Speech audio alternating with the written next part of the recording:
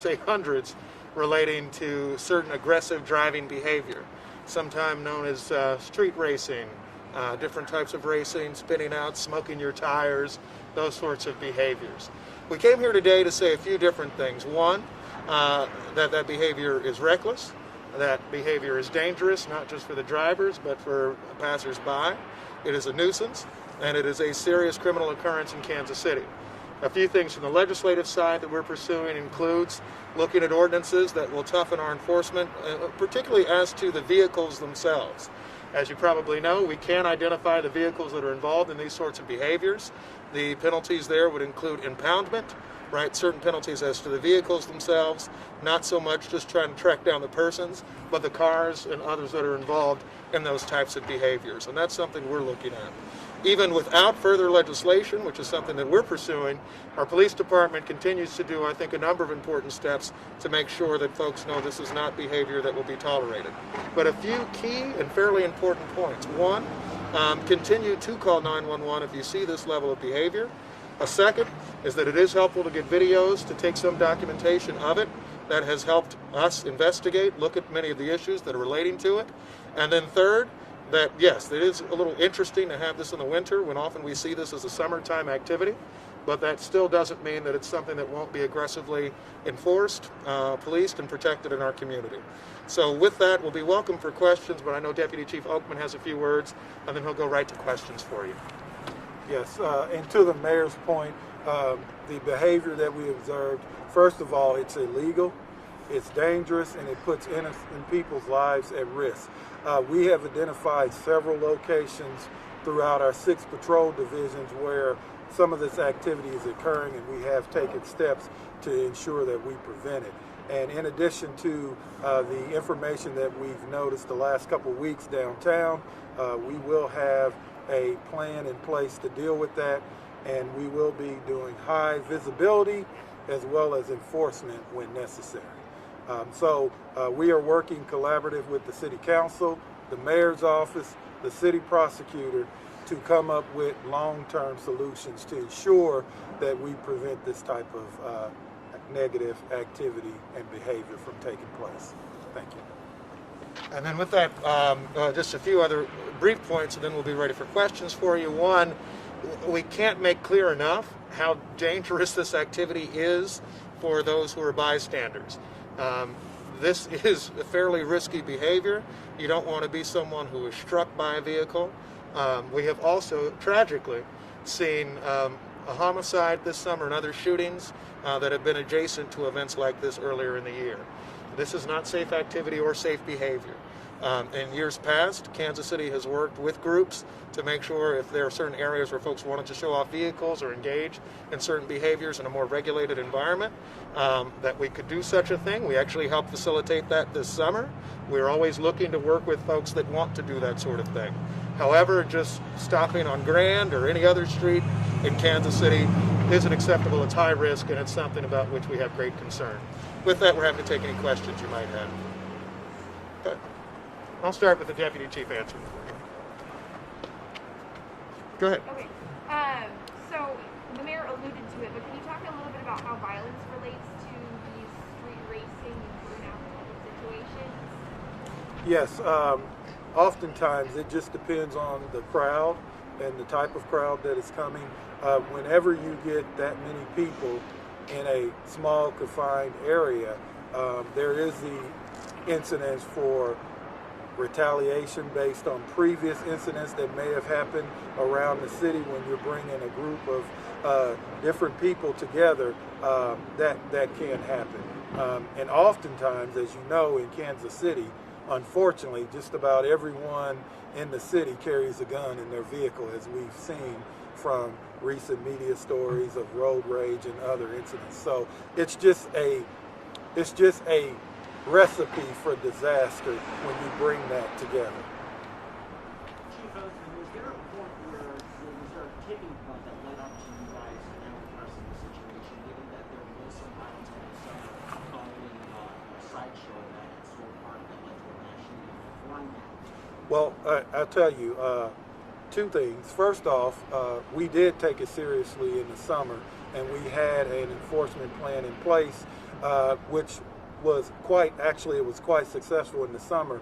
Once we had the shootings, that brought our attention to that we needed to address it and we needed to approach it and take a serious look at it. Second point, what's of concern is downtown and Grand. The other locations are larger spaces that can accommodate more people and more vehicles, but when you're at an intersection in a populated downtown area, it puts everyone at danger. Not just the spectators, but people who are doing their normal day-to-day activities come across this, and you're putting them at risk. So it's serious that's moved from the areas that we've identified to this new area of downtown, which gives us serious concern. And when you talk about enforcement, what kind of enforcement are we discussing here? Because a lot of these are just kind of impromptu, unless you receive the intel at the time that these are being organized. Well, there's a few things. Initially, one is making sure that we're there before they get there. That's been the most successful approach. Secondly is stopping the vehicles when we do get there, although that could be problematic because it could put other people at risk. Starting to look at when they start fleeing, then you put other motorists at danger and at risk. So we never want to be in that situation. And one point that I really want to make that you understand is that whatever strategy or enforcement activity that we come up with or plan, our plan is not going to target certain groups based on demographics, but we're going to target the behavior. So I just want to put that out there and make that clear that we're not targeting any specific group based on demographics. And from my Yes, sir. Could you explain what the consequences for, doing this illegal activity is right now and how it could worsen with the legislation?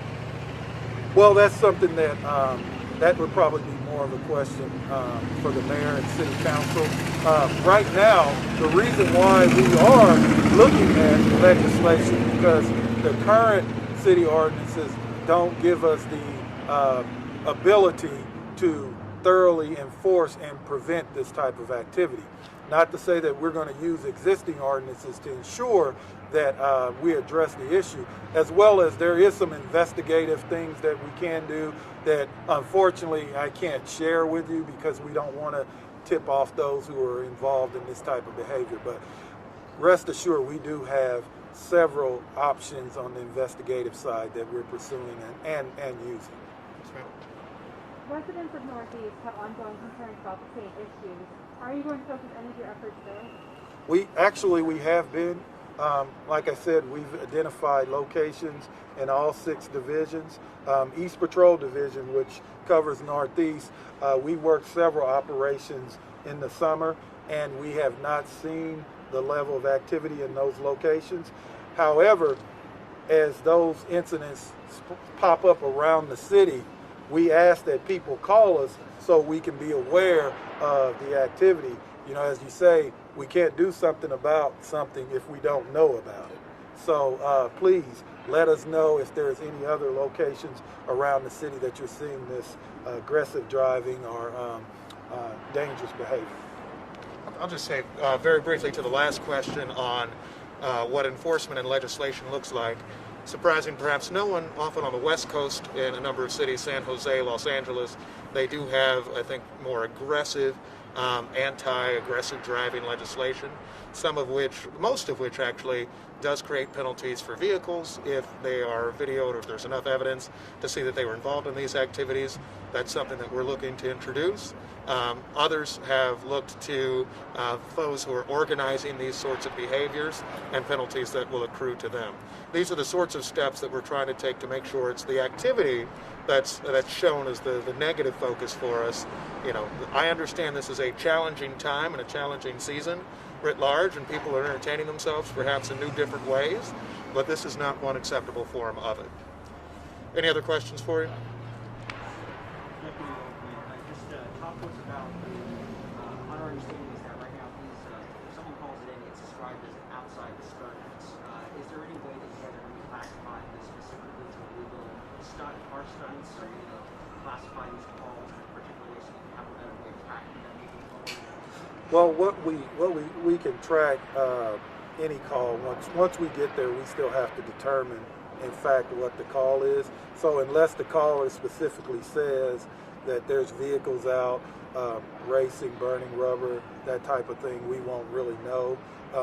I think it's always better to respond to it as an outside disturbance, so we'll understand what's going on. And most of the time, that is the call. It's actually a disturbance that has developed as a result of the street racing. That's why we respond and are dispatched. All right, thank you. Oh, go ahead. Yes. We've got a double homicide going on right now. Is there anything that you'd like to speak to as far as violence in the city? It's been a pretty deadly year.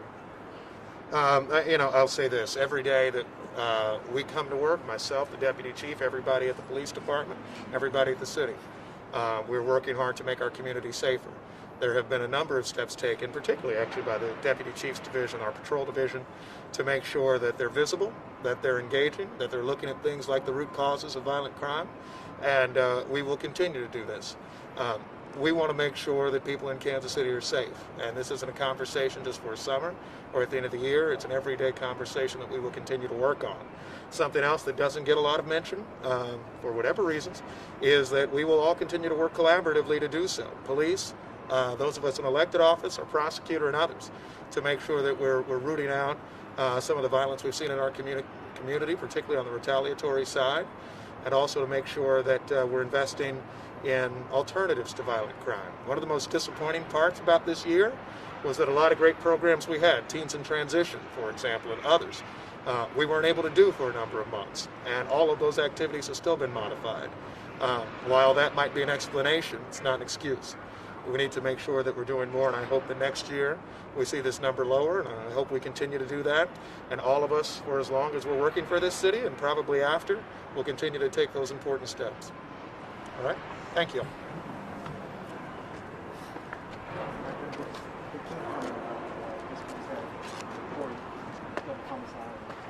How you doing?